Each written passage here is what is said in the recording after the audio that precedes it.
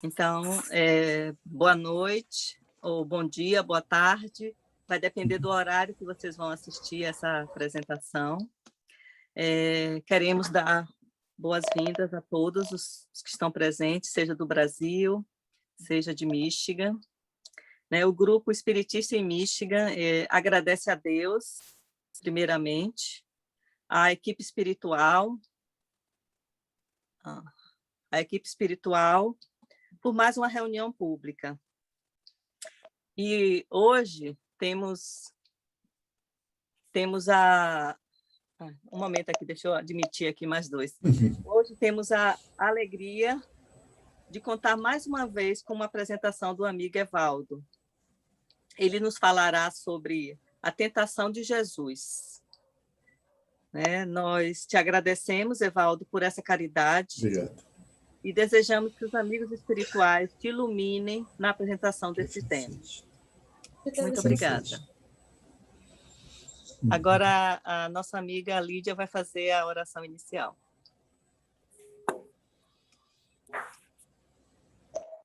Ok, Beth, obrigada. Boa noite. Eu quero convidar vocês a rezar comigo, pedindo humildemente a Jesus que nos ilumine em mais este momento no qual buscamos aprender com os exemplos que Ele nos deixou. E juntos podermos agradecer a oportunidade de estarmos reunidos em seu nome, neste dia e nesta hora. Pedimos juntos que, pela permissão do seu amor e de sua bondade, nós consigamos semear dentro de nossos corações e fora dele também. Que seja prestativo para todos nós. Obrigada mais uma vez. Estamos prontos para aprender mais. Obrigada. Graças a Deus. Obrigado, Lídia. Obrigado, Elisa. A nossa proposta de conversarmos hoje, como a Elisa falou no início, é sobre a passagem que está em Lucas, no capítulo 4, versículo 1 a 13. Mas a tentação, que trata sobre a tentação de Jesus. Por que a gente escolheu esse tema?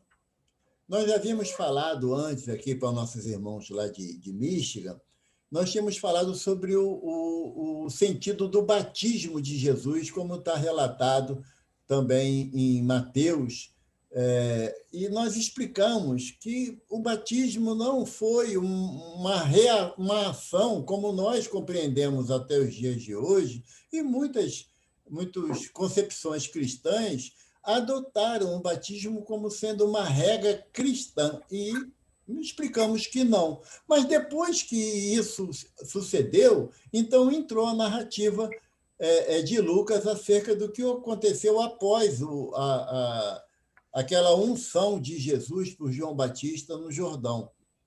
E a gente, na oportunidade, nós falamos que não se sabe nem qual é o local exato em que foi realizada aquela unção.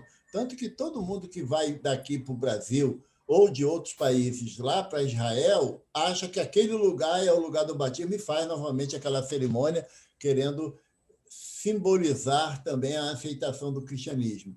Não temos a finalidade aqui de criticar qualquer entendimento ou qualquer conceito acerca da passagem do Evangelho.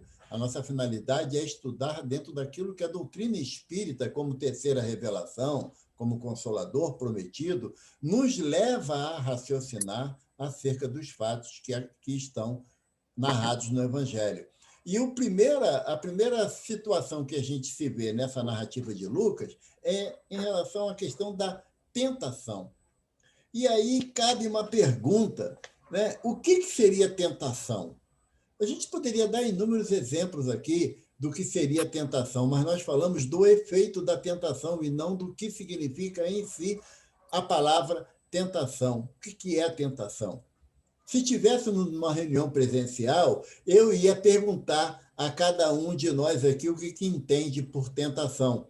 E certamente cairíamos no mesmo hábito de falar de coisas que resulta em tentação para cada um de nós. Mas tentação, na explicação da palavra, né, o dicionário coloca que esse substantivo ele representa a satisfação imediata de um desejo. Tentação é a satisfação imediata de um desejo. E essa satisfação imediata do desejo, para ser caracterizado como tentação, ela fere a moral e os bons costumes. Então, se você, por exemplo, tem um desejo imediato de comer chocolate, isso não pode ser classificado como tentação, a não ser que você seja diabético ou tenha intolerância ao chocolate. Então, aí vira tentação. Por quê? Porque vai lhe causar algum dano físico, algum dano íntimo. E a tentação, ela tem a finalidade de pôr à prova a nossa persistência no caminho que nós desejamos tomar. No aspecto religioso, tentação é tudo aquilo que me desvia do caminho do bem. Não desvia do caminho de Jesus, do caminho de Deus, não, porque nós temos irmãos de outras correntes filosóficas que não compreendem Jesus como sendo o Cristo, o Messias, o enviado de Deus. Eles acreditam, por exemplo, os budistas acreditam que é Buda que é o grande enviado. Os muçulmanos acreditam que é Maomé, o grande enviado. Não tem problema nenhum, Jesus não fica aborrecido com isso, não. Ele não fica chateado, não, que o budista e o muçulmano não acredita nele. Poxa, chato pra caramba, como é que eu vou ajudar esse povo que ele não acredita em mim? Essa é uma visão material e não uma visão crística. Então, a questão da tentação está associada à satisfação imediata de um desejo. Então, classificamos como tentação. E o que é a tentação? Para mim, pode ser uma coisa, para a Lídia pode ser outra, para o Ricardo pode ser outra. Não tem uma figura que caracterize como sendo tentação comum a todos. Esse é o primeiro aspecto que nós temos que entender, que essa projeção que é colocado no Evangelho, que não foi Lucas que colocou esse título lá de A Tentação de Jesus, isso aí foi colocado bem depois, lá na Idade Média, que deram os títulos a determinados capítulos ou determinadas partes da Bíblia, que não existia antes. É bom sempre lembrar que até a invenção da imprensa por Gutenberg, lá no século XV, a Bíblia era um livro contínuo, não tinha nem capítulo, nem versículo e nem título de capítulo. Era tudo, sabe, você pegar... Lembra a criança quando vai aprender a escrever, que escreve tudo juntinho, não dá uma separação entre uma palavra e outra? Era muito semelhante a isso. Ou então, com o início do advento da doutrina espírita, através da comunicação dos espíritos, através da prancheta ou da Corbelle, também não havia aquela escrita discursiva que a gente entende.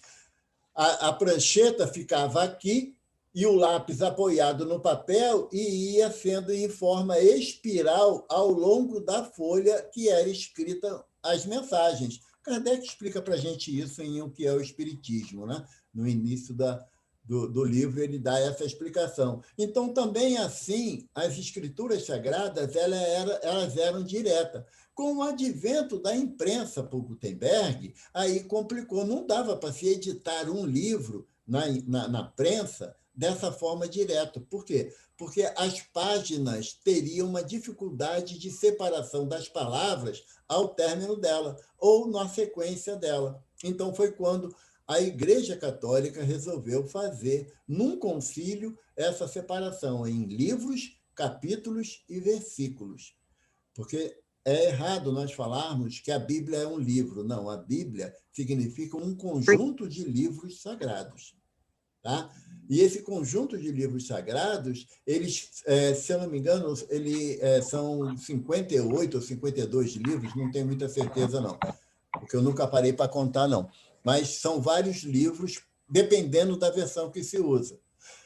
No caso aqui, do título desse capítulo 4 de Lucas, está a tentação de Jesus, foi uma temática que levaram adiante bem depois dessa passagem. Por quê? Porque nós temos que entender que a Bíblia ela é recheada de simbolismo, não é de forma literal. Se fosse de forma literal, nós iríamos acreditar que um peixe grande engoliu Jonas, como está lá no livro de Reis, a história de Jonas, né? O profeta Jonas, que foi engolido por um peixe grande, engolido pela baleia foi Gepeto, na história do Pinóquio. Tá? Lá na Bíblia não diz que é baleia, não, diz que é um peixe grande. Mas, então, se a gente fosse dar sentido literal, a gente ia acreditar nisso também, que houve esse fato literalmente falando, e era figura de linguagem. A Bíblia e o Evangelho, eles seguiam a tradição hebraica de transmissão oral ou de transmissão alegórica dos fatos para melhor assimilação. Se você contar um fato que aconteceu literalmente, as pessoas terão dificuldade de desenvolver aquela ideia. Quando você cria uma história para... Eu sei que a gente faz isso com a criança, e nós somos crianças morais diante da espiritualidade, não crianças espirituais, tá bom? Dr. Bezerra diz que nós já passamos da fase da infantilidade espiritual, mas nos mantemos, por inércia, na infância moral ainda, ou seja, ainda não assumimos a nossa condição de espíritos já adultos perante o Evangelho. Mas, enfim, nessa visão de criar uma história acerca daquilo que se deseja falar, também foi criada essa simbologia. E como é que era o nome de uma história simbólica tratada na Bíblia, ou no Antigo ou no Novo Testamento? Como parábola. Não é? E a parábola ela tem duas formas de ser apresentada para o povo. Uma é a narrativa da parábola e a outra, a encenação da parábola. Qual a encenação de parábola que ficou mais caracterizada para todos nós em relação a Jesus? Nós sabemos que Jesus é a exemplificação maior do amor de Deus sobre a terra, ok? Nenhuma dúvida contra isso. Será que dá para a gente acreditar que Jesus pegou um chicote para bater no mercador, derrubar as mesas dos cambistas, como está a narrativa? Associa-se isso a um Cristo, à exemplificação do amor? Eu tenho dúvida de entender assim. O Evaldo seria capaz de fazer isso e muito mais ainda. Agora, um Cristo não. Um Cristo é um ser que tem a pureza máxima almejada pelo Espírito em progresso moral. Então, o que acontece nessa narrativa de Jesus expulsar os mercadores do templo? É comum na tradição hebraica que o profeta encene uma situação para depois dar a explicação. Um dos casos é Oséias. O profeta Oséias ouviu uma comunicação assim: entra no pátio dos gentios. O templo era dividido em pátios. Pátio dos gentios, todo mundo podia entrar ali, até as mulheres. No pátio dos homens, só o judeu podia entrar, mas pessoa de outro povo não podia entrar, e mulher nem pensar. A mulher só podia chegar até o pátio de gentios, como qualquer pessoa tinha.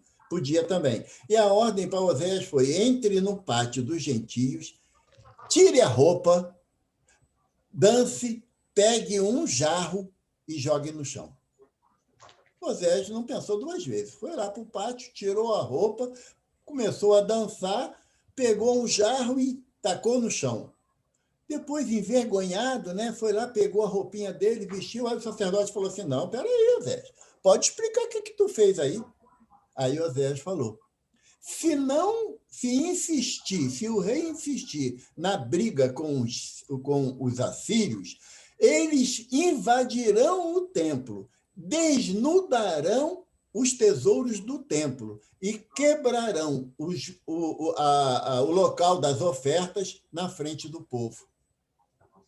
Aí o sacerdote falou assim: tem que conversar com o rei. E foi lá conversar com o rei. Aí vocês acham que o rei deu atenção? Não. E aí os babilônicos entraram, dominaram Jerusalém, quebraram tudo no templo, tiraram as vestes sacerdotais e levou todo mundo como escravo para a Babilônia. Se cumpriu a parábola encenada daquela profecia. Quando Jesus chega no pátio dos gentios e olha aquela multidão comprando e vendendo, que era negócio para o templo fazer aquilo, o que Jesus faz? Pega um chicote e começa a dançar no meio do povo, simbolizando a chicotada. E no movimento de mãos ao ar, ele virava as bancadas. Acabou de fazer isso, sentou na escada e esperou. O sacerdote falou, não, peraí, o que você quer falar para a gente aí? Aí Jesus dá a explicação. Está escrito que a casa do meu pai, a casa do pai, a minha casa será casa de oração para todos os povos. E vocês as transformaram num covil de ladrões. Então, a parábola ela pode ser encenada ou falada. E aí a gente chega, então, na nossa parábola falada. Jesus coloca para os discípulos, vos contarei uma história. Diz-se que o Filho do Homem, depois de passar pela cerimônia da unção, cheio de Espírito Santo, voltou ao Jordão e foi levado pelo Espírito ao deserto, onde durante 40 dias foi tentado pelo diabo. Não comeu nada durante esses dias e, ao fim deles, teve fome. Só essa frase aqui daria para a gente fazer uns 5 estudos aqui só sobre essa frase. Por quê? Porque, primeiro, quem é o Espírito Santo? Hoje a gente tem consciência que é um grupo de espíritos que compreendem a vontade de Deus e nós reconhecemos a personalidade de um na condição de Jesus. Porque Cristo não é sobrenome, gente. Cristo é uma qualificação de um espírito de muita elevação. Para o povo hebreu, Cristo é a mesma coisa que Mexiá, Messias. E para o grego não era nem Cristo dessa forma que a gente escreve, é Christos, K-R-I-S-T-H-O,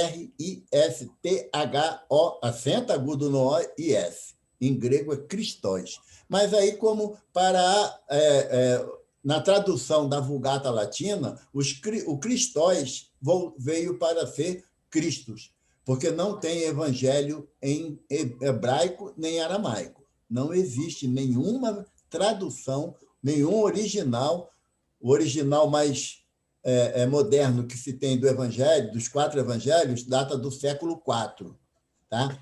E é escrito em grego, como todos os evangelistas escreveram o evangelho, Atos dos Apóstolos, as cartas de Paulo, as cartas dos apóstolos e o Apocalipse é tudo em grego. Por quê? Porque era a língua comercial da época. Então, a visão que se tem de que Jesus voltou do Jordão e foi levado ao deserto, que deserto é esse? Todos nós passamos pelo deserto, não é? O povo hebreu não passou pelo deserto quando saiu do Egito? Quanto tempo ficou o povo vagando no deserto? Alguém lembra? 40 anos. E ele diz aqui que Jesus ficou 40 dias também no deserto. Qual é o simbolismo desse 40? 40 simboliza para o povo hebreu a plenitude. Quando o povo hebreu ficou 40 anos no deserto e entrou na plenitude de poder entrar na terra prometida por Josué. Não foi Moisés que entrou, foi Josué. Está lá escrito lá no último livro de Moisés, né? Josué que entrou. E olha que coincidência, Josué, em hebraico é Josué, em aramaico é Yeshua. E em português é Jesus. Não é coincidência, é proposital, porque Jesus simboliza a passagem de um ciclo para o outro. E aí, continuando, né? Diz o diabo.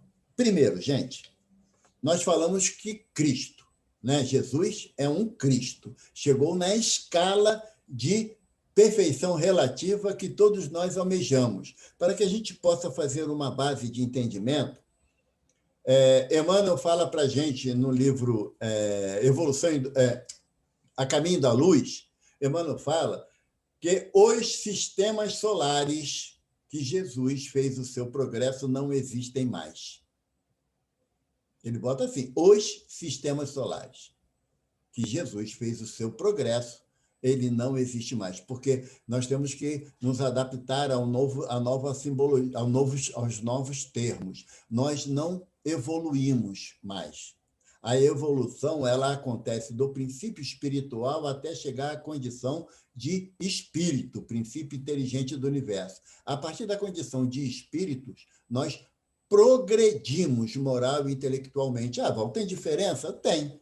Mas não vamos entrar nessa temática filosófica que não vai ajudar muito. Mas é só uma questão de colocação para a gente entender. Então, se os sistemas solares que Jesus fez a sua evolução não existem mais, um sistema solar, a astrofísica diz que dura em média de 10 a 12 bilhões de anos.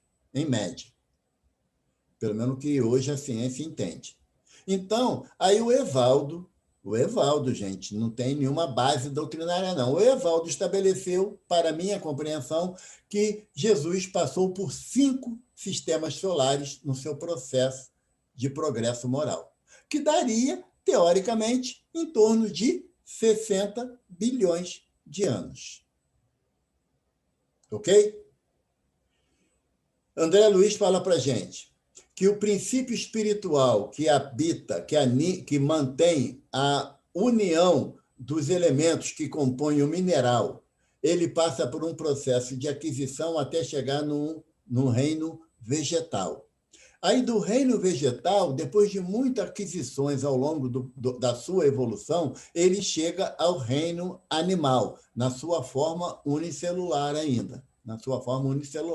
Desse período de ser unicelular até a condição do Homo erectus, leva em torno de 1,5 bilhão de anos, segundo André Luiz coloca para a gente em evolução em 2 mundos. 1 bilhão de anos para sair de ameba até Evaldo, Homo erectus, que ainda sou.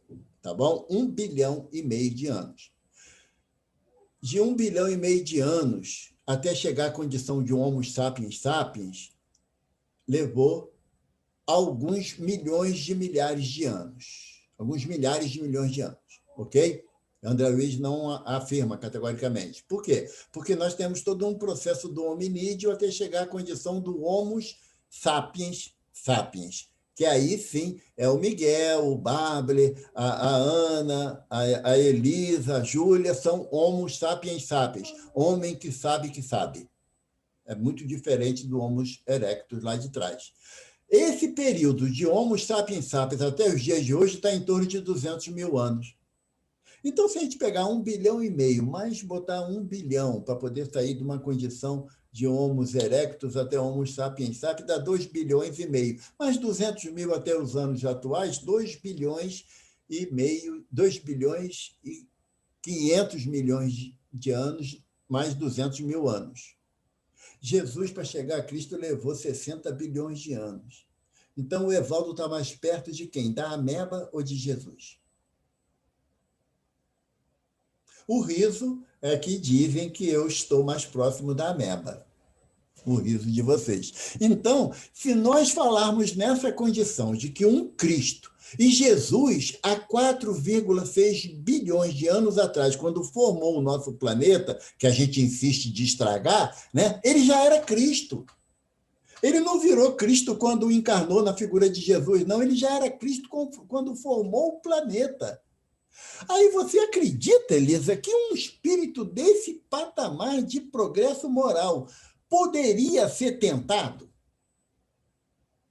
Daria para a gente, porque tentação é o quê? É a satisfação imediata de um desejo. Um Cristo tem desejos inferiores? Não, porque senão não é Cristo.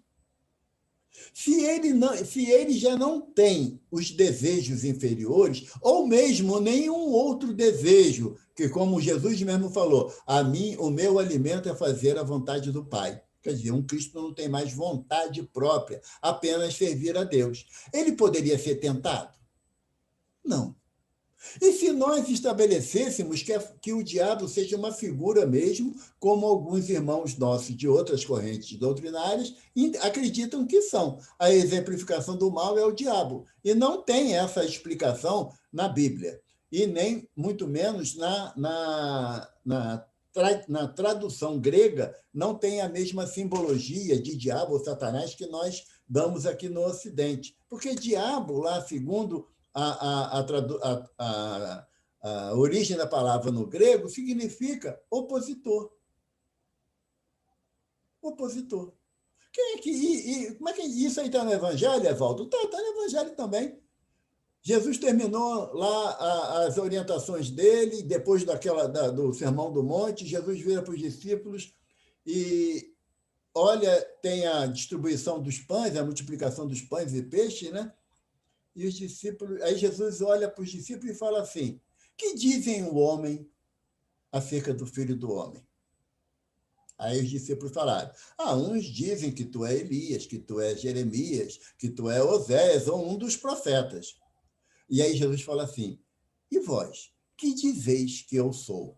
Aí Pedro se levanta e fala assim: tu és o Cristo, o Filho de Deus vivo. Aí Jesus fala: Pedro, não foi nem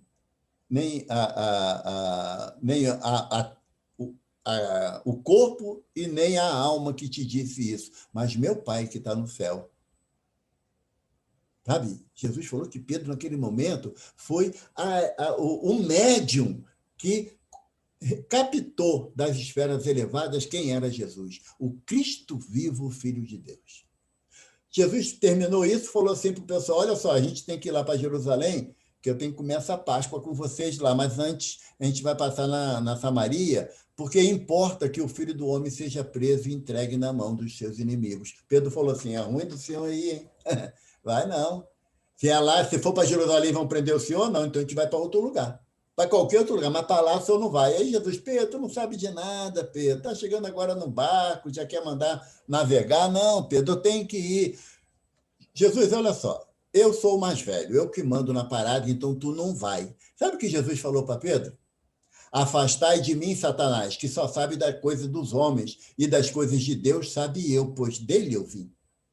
Então, Pedro, que há pouco tempo tinha sido um emissário, um intermediário entre as coisas elevadas, segundos depois se tornou emissário do opositor, do inimigo. Então, Satanás, diabo, quer dizer aquele que se opõe, aquele que atrapalha a situação. E se um espírito já tem condições de atrapalhar alguma coisa, ele vai chegar perto de Jesus? Fica difícil, né? Porque Jesus é a exemplificação maior do amor de Deus. Quando Jesus chega lá em Gadar, que tem o endemoniado de Gadar, o que o endemoniado fala?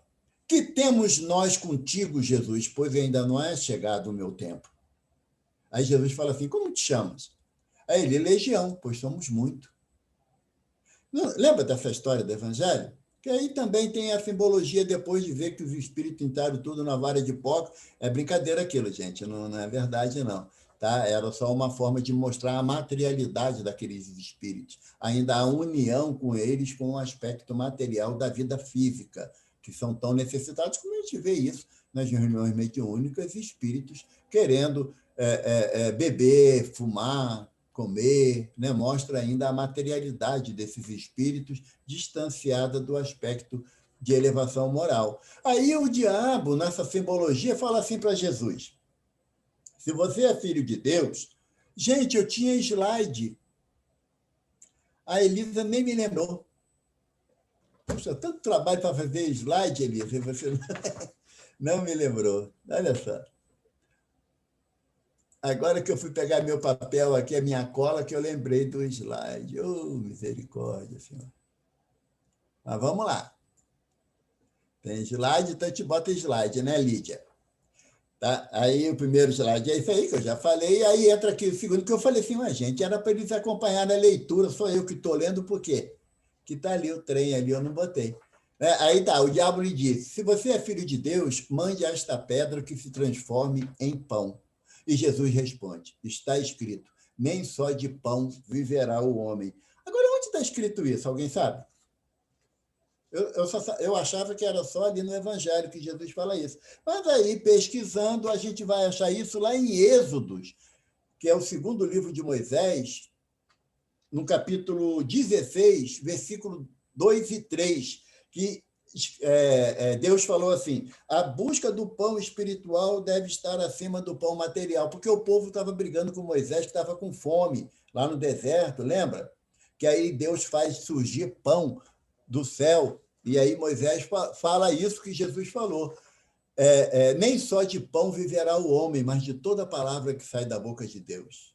Mas por que isso está nessa citação, Jesus falando isso para o diabo, que o diabo não sabia de nada, nem quem era Jesus, né?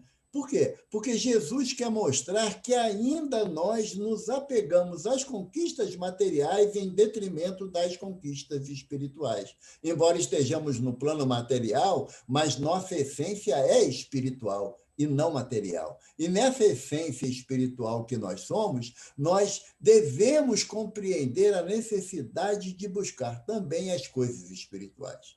Não é dizer que as coisas materiais devem ser largadas em terceiro plano, não é isso. Mas não colocá-las em primeiro plano, porque nós teremos que largar tudo para trás. Teremos que deixar tudo que é do plano físico ficará no plano físico. O que é do plano espiritual será levado para o plano espiritual. Em que condições? Através das aquisições individuais que nós podemos realizar. Então, quando se fala que nem só de pão viverá o homem, é que o homem não está na Terra, no planeta Terra, encarnado, mas ele não perde a condição dele de espírito e ele deve ter a análise da sua existência nos dois aspectos, espiritual e material, e não apenas no material. Porque, como diz o Dalai Lama, que o homem do Ocidente ele é estranho. Por quê? Porque ele trabalha exaustivamente para conquistar dinheiro. E depois pega o dinheiro todinho que ele conquistou para conquistar a saúde que ele estragou ao longo da busca do dinheiro.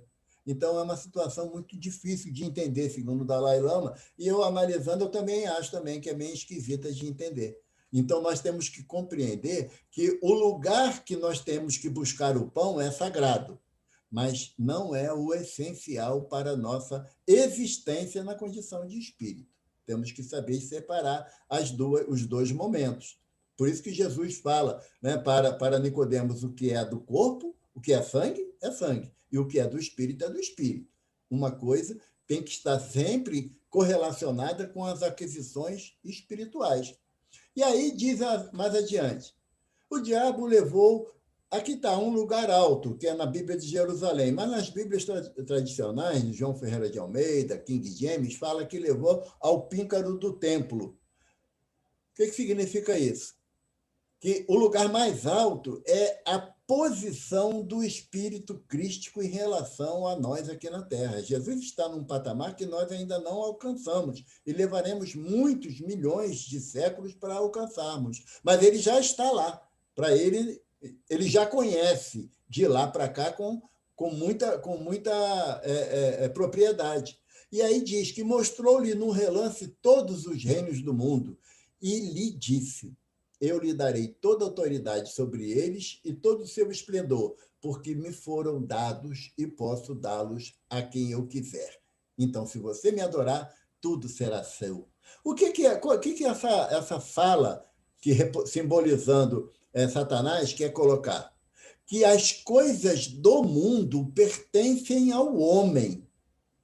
Agora, com relação às coisas espirituais, o detentor é Deus, o único que é o Senhor de tudo. E quando você leva a tua existência, a tua vida física, nas conquistas materiais, você não encontra tempo para as conquistas espirituais. Jesus diz para a gente que aonde tiver o seu tesouro, aí estará seu coração. Se eu me apego em demasia às minhas conquistas materiais, indubitavelmente, mesmo que eu morra, eu vou ter dificuldade de desencarnar. Porque morrer é uma coisa e desencarnar é outra. Então, se eu ainda me apego de forma intensa às conquistas materiais, uma coisa que eu achei muito estranho, sabe, Elisa, que desencarnou um irmão que ele era jurista, sabe? Ele era jurista. E alcançou o grau de desembargador na esfera federal. E quando ele chega no plano espiritual, ele pergunta lá na porta, né, São Pedro lá esperando para ver se vai dar acesso ou não. Aí, qual é o nome do senhor? Desembargador fulano de tal. Aí São Pedro procurou, não achou o nome na lista. Pô, não tem esse nome aqui, não. Ele, como não tem? Isso é uma falta de respeito. Eu fui desembargador lá no Brasil durante tantos anos. São Pedro falou assim para ele, olha, você tem certeza? Porque qual é o seu nome? Desembargador fulano de tal. E aí São Pedro falou, não tem esse nome aqui, acho que tu tá no andar de baixo. Ele pode ser que lá reconheça o meu valor. E foi para o andar de baixo. Por quê? Porque o título é da matéria, é do corpo. Não importa se você é doutor ou se você é o faxineiro do doutor. Importa quem nós somos na nossa essência. Então, aqui, por isso que aqui está escrito que foi dado a Satanás, que simboliza aquele que faz oposição a Jesus, o direito das conquistas materiais, porque é isso que enche nossos olhos, é isso que nós buscamos, às vezes, em 60, 70, 80 anos de vida física, as conquistas materiais. A gente adora falar, sabe com quem está falando? Eu até aconselho ver um vídeo do filósofo Sérgio Cortella, que ele bota assim, Sérgio Cortella, sabe com quem está falando? É um vídeo de uns 6 minutos, mas muito interessante. Que ele fala assim, você tem tempo para explicar com quem, que sei com quem está falando, né? Então, nesse momento aqui, o que a simbologia da parábola quer dizer que, enquanto você buscar as conquistas materiais, você terá sempre as conquistas materiais para determinar, mandar sobre você. E aí Jesus respondeu o quê para o diabo? O diabo tem ficado uma raiva danada, que Jesus tinha resposta para tudo, né? Aí tá escrito, adore o Senhor, seu Deus, e só a ele preste culto. Onde está escrito isso, gente? Alguém sabe? Não. Eu vou dar cola.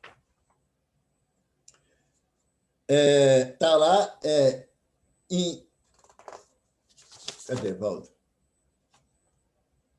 Está em Gênesis... Não, em Êxodo, capítulo 15, onde trata dos 10 mandamentos. Qual o primeiro mandamento?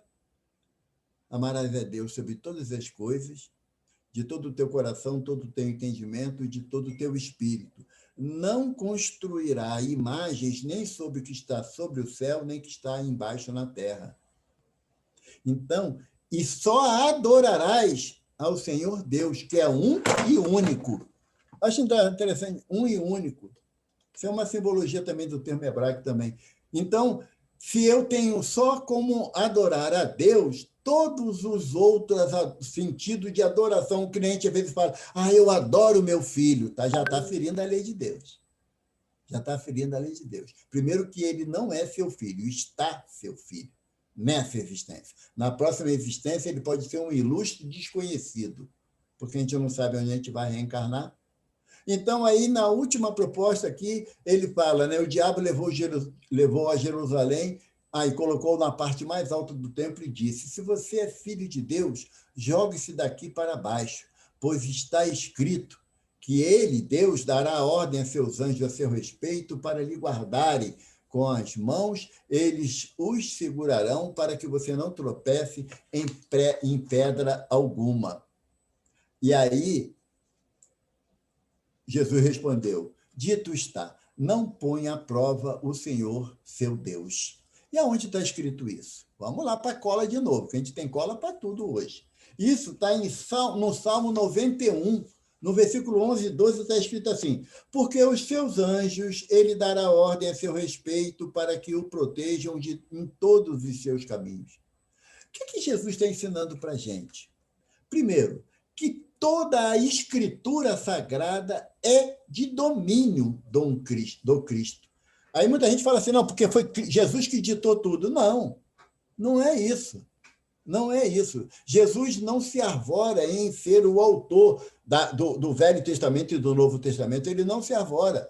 porque João diz que, se fosse escrita todas as suas palavras e todos os seus ensinos, não haveria na Terra biblioteca para conter tantos livros. Por quê? Porque João está falando do Cristo e não de Jesus. E as ações de um Cristo levam a uma conclusão de bilhões de formas de entendimento. Então, quando Jesus diz que ele cita as passagens da primeira revelação, ele diz que ele tem a ciência de tudo que foi realizado na Terra, pois ele é o construtor em plano maior, co-criador em plano maior do nosso planeta. E quem é que fala isso? É Emmanuel que fala para a gente no A Caminho da Luz. Na introdução da Caminho da Luz, ele diz que reza as tradições de que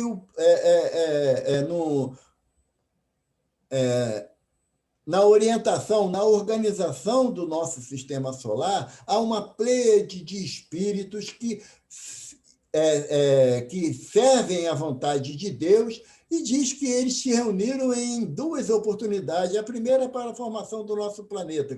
É uma coisa muito bonita, a forma poética como Emmanuel coloca. A primeira era na formação do nosso planeta, e a segunda para definir a vinda de Jesus a um corpo físico, que ocorreu há 2000 anos atrás. Então, Jesus ele tem uma onisciência sobre tudo que acontece no nosso planeta, e seria quase que impossível que um espírito, na condição de espírito inferior moralmente, chegasse próximo dele a ponto de o tentar.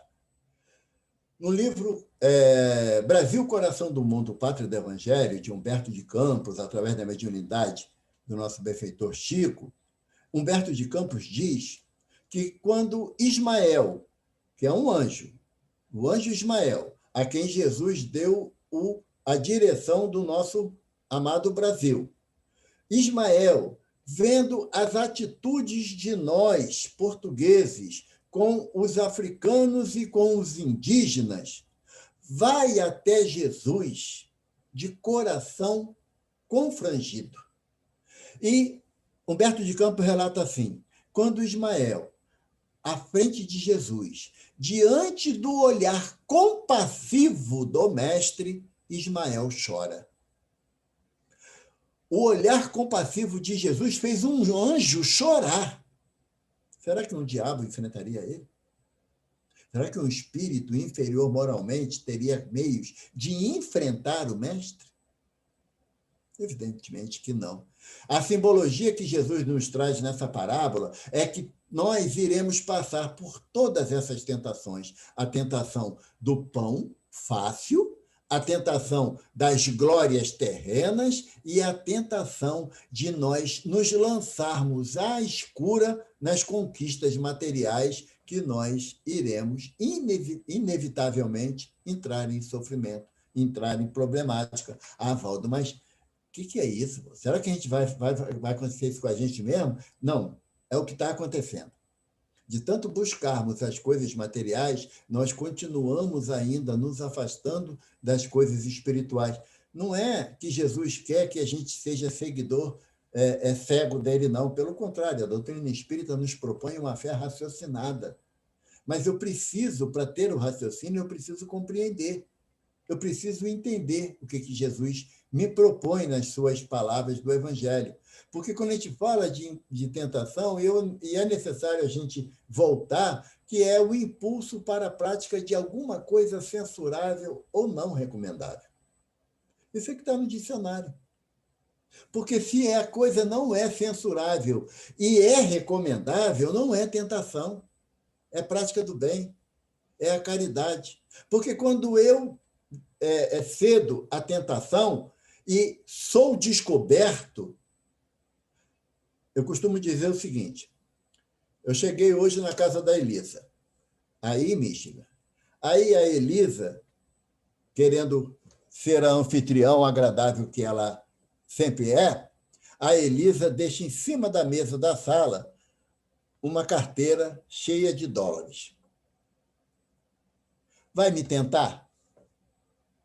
Se eu tiver uma moral duvidosa, vai tentar e muito. E a mão ainda vai tremendo lá até a mesa, lá, na esperança de alcançar aquela carteira recheada. Mas, graças a Deus, nessa existência, eu já me libertei dessa dificuldade. Então, o que vai acontecer com a carteira lá? Eu só vou fazer um comentário. A Elisa continua a mesma cabeça voada de sempre. Deixa a carteira em qualquer lugar. Eu vou pegar e guardar na gaveta. Então, para mim, não é tentação. Para mim, não é tentação. Agora, se chega o Babler e fala assim, cara, tu não sabe o que Miguel fez. Aí fofoca já é diferente. Fofoca ainda é tentação para mim, porque a gente adora contar uma história um do outro, né? Então, a tentação é isso, é uma coisa censurável. Por que é uma coisa censurável e não recomendável? Porque tentação está ligada ao aspecto da moralidade. E o que é moral? Moral é aquilo que você faz que ninguém está vendo, mesmo que ninguém veja. É o teu conceito de moral. Mesmo que não tenha ninguém na sala, eu não vou me apropriar da carteira. Então, isso para mim não se torna tentação. Agora, quando a tentação tem essa visão de que se eu pegar $1 da carteira da Elisa, $1, ela pode até não notar, ela pode até não sentir falta, mas eu sei que a minha consciência vai me acusar que eu fiz aquilo de errado. Então, eu cedi à tentação. Ou o desejo veemente ou violento. É quando você perde completamente o controle sobre você mesmo e parte para a agressão para satisfazer o seu desejo. O que às vezes a gente vê os irmãos que sofrem a difícil expiação da drogatização, seja ela lícita ou ilícita. Que a gente, quando fala de drogatização, só quer se referir a drogas sintéticas, ao crack, à cocaína, à maconha. Não, tem o álcool também, que é uma droga também, tem o fumo, o cigarro, que também é uma droga, só que essas são chamadas drogas lícitas, mas que também causam transtorno e causam sofrimento a muitas famílias. E aí, nessa passagem aqui, que quando Jesus nos repete que nem só de pão viverá o homem, mas de toda palavra que vem da boca de Deus, Jesus está fazendo com que nós reflitamos que o nosso conceito de tentação não pode estar ligado às coisas materiais. Eu tenho que me libertar disso para que a minha visão seja em relação ao mundo espiritual, que aí não existirá tentação, porque eu só alcanço a minha liberdade espiritual se eu praticar a lei de caridade, a lei de justiça, amor e caridade, como Kardec nos propõe. Né? Eu repeti aqui, mas apesar da Elisa falar que eu posso usar o tempo até amanhã de manhã, né, Elisa? Porque amanhã é feriado, então eu posso usar. E aí, para que a gente possa compreender no nosso íntimo, tá, que todas as propostas contidas nessa tentação, nessa alegoria da tentação de Jesus, como está relatado em Lucas, é para que nós analisemos os nossos comportamentos, não de Jesus, o nosso comportamento nesses 3 aspectos e quais deles a gente ainda deixa a desejar. No meu caso, nos 3, mas eu tenho fé em Deus que vocês já tenham se libertado de alguns deles. E nessa libertação, desculpa, caiu aqui. E nessa libertação das minhas dificuldades, eu tenho a cada dia as respostas que Jesus dá, nessa figura alegórica do diabo, para que eu mantenha a minha base de confiança no Evangelho que Jesus exemplificou. Porque a proposta do Mestre não é a gente decorar o Evangelho de Mateus, Marcos, Lucas e João. Não é a proposta de Jesus. A proposta de Jesus, como Paulo de Tarso fala na carta aos Hebreus, que nós sejamos cartas vivas do Evangelho. Porque esse processo aqui de tentação a gente passa todo dia. A gente passa todo dia. Por que passa todo dia? A cada dia nós somos tentados a buscar o que nós chamamos de um pão melhor para dentro da nossa casa, mesmo que isso redunde no afastamento da nossa prática espiritualizada. Eu não posso participar do estudo, não, tem muito trabalho para realizar. E a gente lembra invariavelmente daquela parábola que Jesus conta, do homem que tinha uma grande plantação e ele viu que aquele ano a produção dele seria exorbitante. Ele olha e vê que o seu celeiro é pequeno e ele fala, já sei o que vou fazer. Vou derrubar esse celeiro, construir um muito maior para abrigar toda a minha colheita. E quando tiver tudo guardado, eu falarei para mim mesmo: alma querida, aproveita e goza, porque tem muitos do que aproveitar. E aí Jesus fala: tolo homem é esse, porque ainda hoje lhe será pedido conta da sua alma. Então, se eu não determinar na minha existência um tempo para eu ganhar o pão, porque está escrito lá na Gênesis, com o suor do teu rosto conquistarás o pão de cada dia. Então, não dá para poder conquistar o pão deitado na rede, balançando com água de coco. Não dá. A gente vai ter que suar, vai ter que trabalhar mesmo para conquistar o nosso pão, mas não que o pão seja mais importante, o pão material, do que o pão espiritual. Nós temos um dia aqui na Terra de 24 horas. Teoricamente, deveríamos determinar 8 horas para o trabalho, 8 horas para o lazer ou para a formação profissional e 8 horas para descanso. E muitas das vezes nós abolimos o lazer em prol da formação acadêmica. E, na grande maioria das vezes, abrimos mão do nosso descanso, das 8 horas de descanso, para que possamos aproveitar mais no estudo, na capacitação profissional, que nos levará invariavelmente a um desgaste orgânico. Invariavelmente. Se não na juventude, mas quando chegar à terceira idade, que muitos aí já estão quase chegando, eu não estou longe dela, graças a Deus, né? Mas, não, Lídia, é que eu dou aula, cai giz na minha cabeça, por isso que o cabelo é branco, entendeu? Não é que ficou branco, é natural, não. Pó de giz, entendeu? Então, mas quando nós chegarmos invariavelmente na decrepitude, e decrepitude da vida física não se estabelece em idade. É no contrato firmado lá, no plano espiritual, antes da presente existência. Porque nós vemos jovens de 20 anos chegando na decrepitude da vida física e desencarnam. Então, como nós não temos ainda um parâmetro, conscientemente, eu costumo dizer o seguinte... You need water? Oh, my gosh, there's no water! É verdade, Vera, não sei o que você falou, não, mas eu concordo. Water, Jasmine.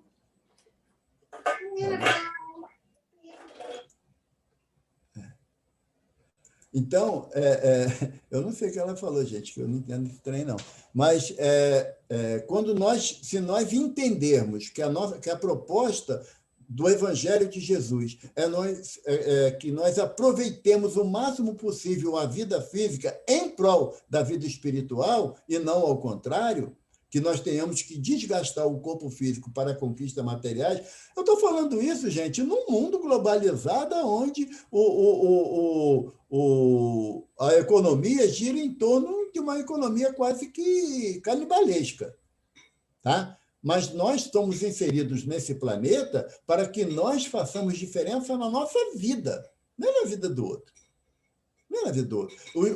Essa tentação que Jesus nos traz no simbolismo, não é que eu estou falando isso para quem está me ouvindo, não, eu estou falando para mim. A busca desse entendimento é minha. E eu tenho que escolher em qual momento eu vou estar partindo para a minha conquista espiritual ou vou continuar cedendo às tentações da vida material. É uma decisão pessoal e única. Ninguém pode decidir por mim. Então, o simbolismo dessa tentação, Jesus vem dizer assim, olha o que vocês vão enfrentar. Somos nós, é a humanidade terrena. Quantos nós já encontramos na nossa sociedade terrena espíritos que se distanciaram dessa proposta de tentação com muita facilidade? Francisco de Assis, na demonstração máxima do seu desapego material, tirou a roupa, tirou o nome. E quantas vezes nós queremos colocar o nosso nome como tabuleta de apresentação para, novamente, né? Sabe com quem está falando? Eu sou o fulano de tal. Tem o Geraldo Campetti, que é vice-presidente da Federação Espírita Brasileira, ele diz numa palestra que ele foi fazer um seminário, participar de um seminário de um centro espírita no interior de São Paulo, e ele falou que estava preocupado. Por quê? Porque hoje em dia se faz portfólio de palestrante, né? O palestrante de hoje é o fulano de tal, que é formado nisso, fez aquilo outro, escreveu tantos livros, faz uma apresentação de portfólio do indivíduo que leva mais tempo do que a palestra, em alguns casos. E ele estava preocupado nessa apresentação tão exacerbada. E aí, quando foi o presidente da casa abriu a reunião e o dirigente da reunião falou: agora vamos convidar para realizar o seminário dessa noite nosso irmão Geraldo Campetti. E entregou o microfone para ele. Ele falou que foi a apresentação mais linda que ele já foi feita para ele, porque ele é apenas o Geraldo Campetti, sem nenhum título, sem nenhuma ostentação de possibilidades que só os outros encaram. Então, a cada dia, eu sou testado nessa proposta que Jesus me traz para saber o que eu quero da minha presente existência. Eu quero o palco, que eu já tive em várias existências e me compliquei profundamente no aspecto moral, ou eu quero agora trazer o Evangelho de Jesus para dentro do meu coração, para dentro das minhas pequenas atitudes, porque Jesus nos propõe pequenas atitudes.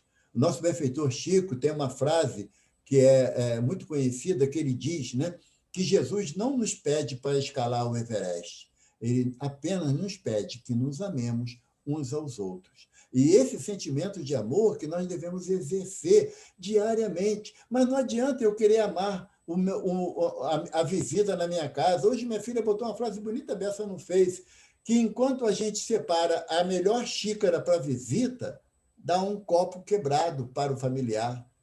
E André Luiz tem uma frase em Sinal Verde que ele fala, né? Tratemos os familiares como tratamos os visitantes.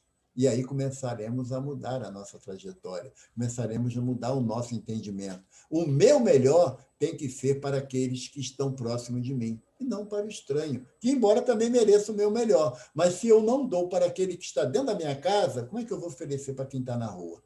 Então, todos nós temos que passar diariamente por essa tentação, por esse risco que nós somos ainda para nós mesmos, que ainda não decidimos a quem nós vamos servir, se a Deus ou Mamon.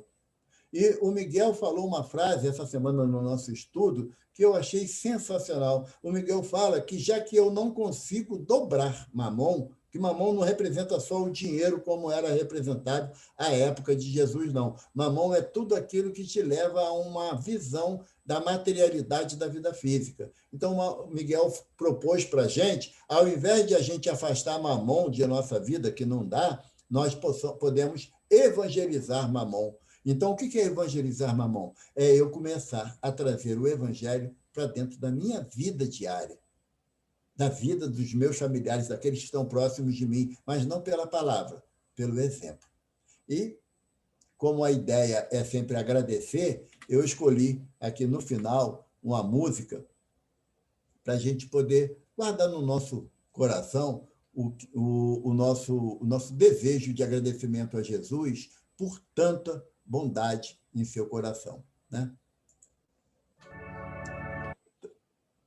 Eu só queria saber se está ouvindo, tá? Eu parei aqui.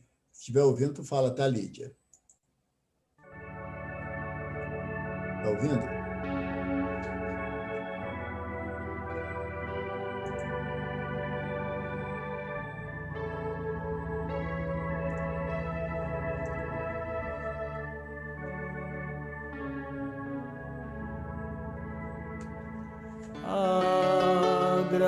Agradecemos, Senhor, Senhor, estes momentos de paz. Nós te sentimos aqui, em vibrações fraternas. Estrada da vida, conduz-nos ao bem, na alegria e na dor. Seja o amor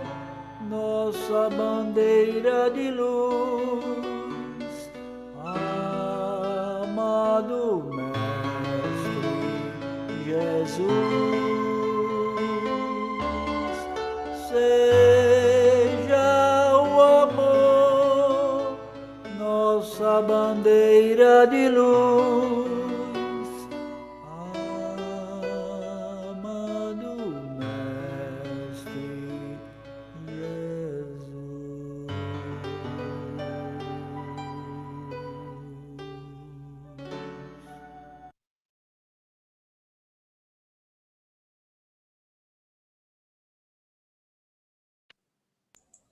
Obrigado, gente. Klaus, muito obrigada, Evaldo. É interessante que, quando você falou do tema, a tentação de Jesus, né? Eu estava pensando, o que será que tentou Jesus? Eu fiquei assim me perguntando, né? E aí, no estudo de hoje, que foi do Evangelho segundo o Espiritismo, se falou sobre a unidade de Jesus com o Pai, com o Criador. Aí eu pensei, como é que um ser que tem a unidade com o Pai, com o Criador, pode cair em tentação, né? E aí você disse aí na sua fala que o Jesus disse, o meu alimento é fazer a vontade do Pai. Então, como é que ele poderia cair em tentação se ele está fazendo a vontade do Pai? Né? E aí eu também me lembrei, enquanto você estava falando, de quando nós o crucificamos, que ele falou, Senhor, perdoai-os, porque eles não sabem o que fazem. Então, como é que um ser, nesse quilate de luz, de evolução, pode cair em tentação? Ainda bem que você caminhou por essa tentação e depois mostrou que não existe tentação para o Cristo. Não existe. Obrigada, viu? Muito obrigada. Foi realmente muito, muito forte a sua explanação. Obrigado. Alguém gostaria de falar, de perguntar, de complementar? Pergunta difícil, quem responde é a Ana Maria, tá, gente?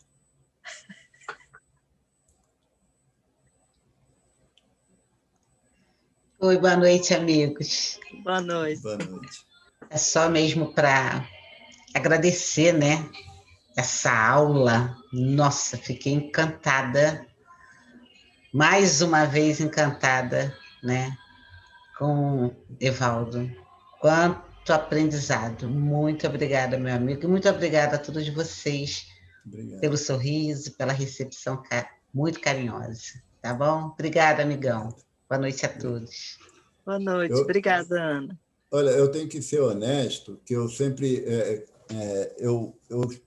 depois que acaba a palestra, aí quando disponibiliza, eu até fico no pé da Elisa, muito isso, né? Porque aí eu vou assistir a palestra, porque eu lembro pouco. Aí que eu vou assistir. E aí eu reconheço, sabe? Porque, como o Miguel fala, né? Se foi coisa boa, não foi de mim. Não saiu de mim. Veio através de mim. Então, é diferente. Obrigada, Evaldo. Obrigada pelo seu tempo, por ter preparado essa apresentação, esse tema.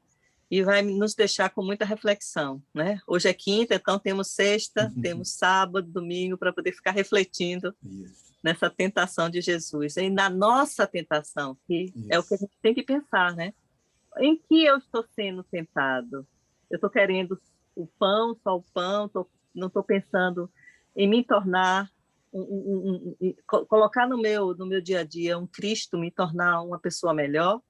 Qual é a minha tentação? Eu acho que a gente fica com essa reflexão, com essa pergunta. Em que eu estou sendo tentado, né? Porque no início você falou, tudo o que desvia do caminho de Jesus é tentação. Então, em que é que eu estou sendo tentada? Né? Em que momento é que eu caio em tentação? É com meus familiares? É no meu trabalho? É comigo mesmo? Onde é que eu estou caindo em tentação? Essa é a nossa reflexão. Verdade. Obrigada. Obrigada a vocês. Agora eu vou devolver a palavra para você, se quiser fazer as considerações finais e fazer a oração, por favor. Tá bom. Antes de mais nada, a gente agradece muito a espiritualidade, né? Porque a gente costuma dizer no nosso estudo da nossa casa, né, que é realizada de segunda a sexta, né, das 18 às 19 horas, que a gente costuma dizer que quando os benfeitores tiram a mão da cabeça da gente, na hora que a gente está fazendo uma explanação sobre determinado tema, a gente fica olhando para a tela porque não sabe mais o que vai falar. Não que a gente não tenha dentro de nós possibilidades, porque a gente tem que estudar. A proposta do Espírito de verdade no Evangelho, no amar o próximo, é espírita, amai-vos, e espírita, instruí-vos.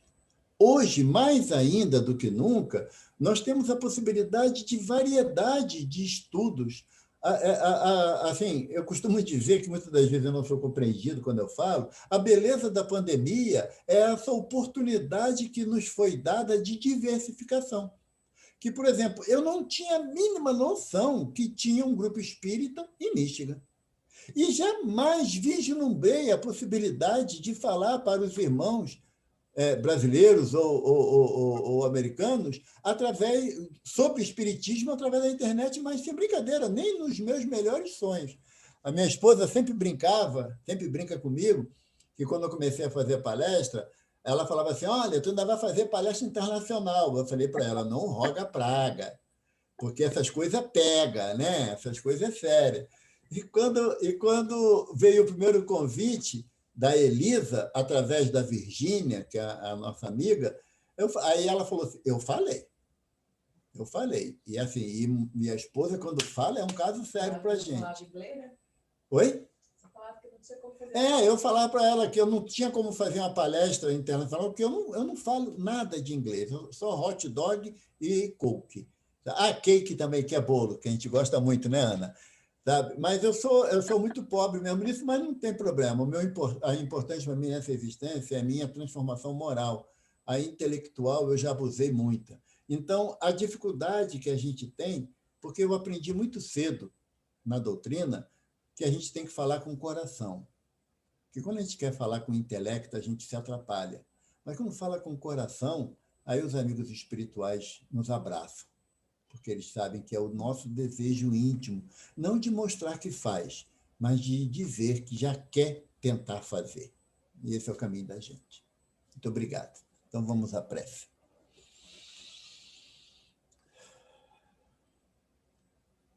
Indo ao encontro daqueles para quem Jesus veio, como todos nós que aqui nos encontramos.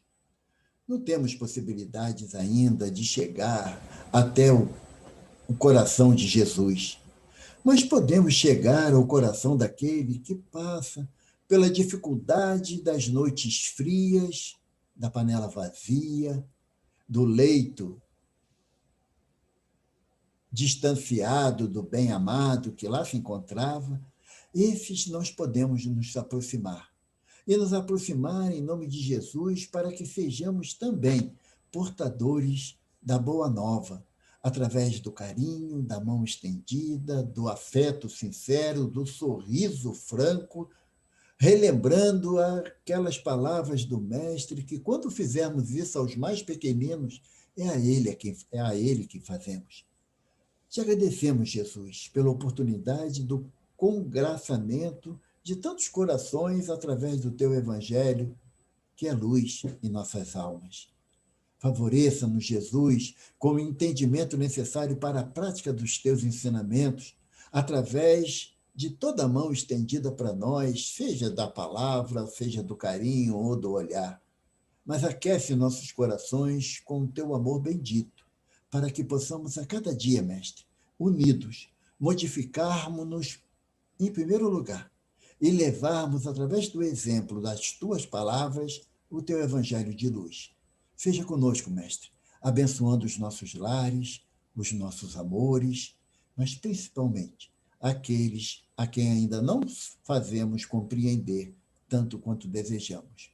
Seja conosco, Mestre, hoje e sempre, com as graças de Deus.